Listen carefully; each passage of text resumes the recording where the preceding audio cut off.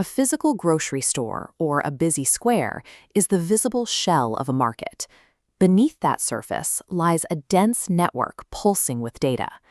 Whether it's a farmer selling tomatoes from a village stall or an algorithm trading coffee futures in Chicago, every exchange on Earth is classified using exactly 12 dimensions. Memorizing a flat list of 12 variables, like accrual of marketing margins or extent of public intervention, is difficult. It's an overwhelming amount of information to process in isolation. We can bypass that mental bottleneck. We're going to organize those 12 variables into 4 intuitive pillars. This framework provides a lens to read the underlying structure of any transaction in the world. The first pillar is geography and space. This cluster answers where a market happens and who it serves by combining the dimensions of location, area, and population. The location dimension tracks a product's journey from small village markets between farmers and local traders up through primary towns and eventually to modern terminal markets in urban centers equipped with electronic auctions and cold chains. Seaboard markets are a critical subtype of location. Built strictly at seaports like Mumbai or Kochi, these hubs are dedicated to the physical capacity required for massive international imports and exports. The area dimension defines the reach of the participants. While perishable goods often remain in local village markets, durable goods operate across international networks governed by bodies like the World Trade Organization. Finally, the population dimension looks at the specific demographic driving demand. Historically, rural populations faced a severe lack of infrastructure, like storage or electricity, while urban markets developed complex services tailored to dense city centers. Our second pillar is scale and time. This measures how long a market exists and the sheer volume of goods moving through it.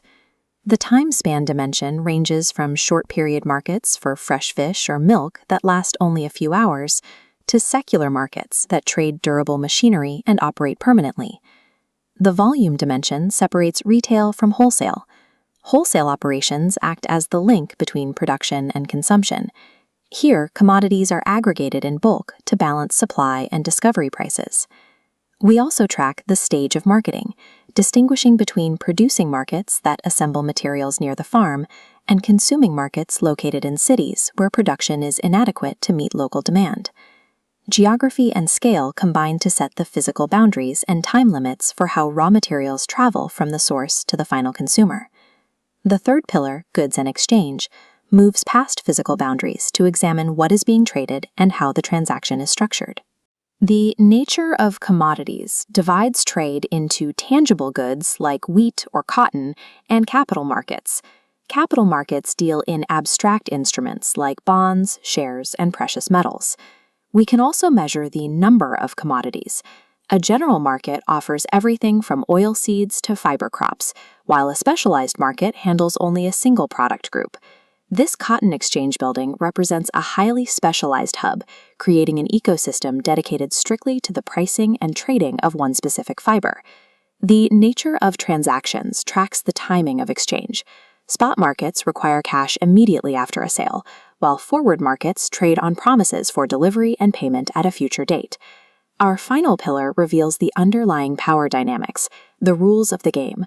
This covers competition, intervention, and profit margin accrual. The degree of competition starts with a perfect market model, requiring many buyers and sellers to ensure uniform prices. But real-world markets are imperfect. When farmers bring crops to a single factory, they face a monopsony. One buyer controls demand, holding all the leverage. This imbalance is why we measure public intervention. Regulated markets use statutory rules to standardize costs and protect participants, whereas unregulated markets operate on rules established by local traders. By analyzing the goods and the rules, we see the hidden truth of the exchange. We identify exactly who holds the leverage and where the profit margins accrue. Geography, scale, goods, rules. Through these 4 pillars, you have organized all 12 dimensions of market classification. You can now apply this to any scenario. A modern terminal market is a highly regulated, high-volume, specialized location designed to serve an urban population. This classification gives policymakers a clear map. Identifying a local monopsony is the first step toward creating interventions that protect producers from exploitation. These 12 dimensions provide the diagnostic tools to decode any transaction, mapping the precise path commodities take through the economy.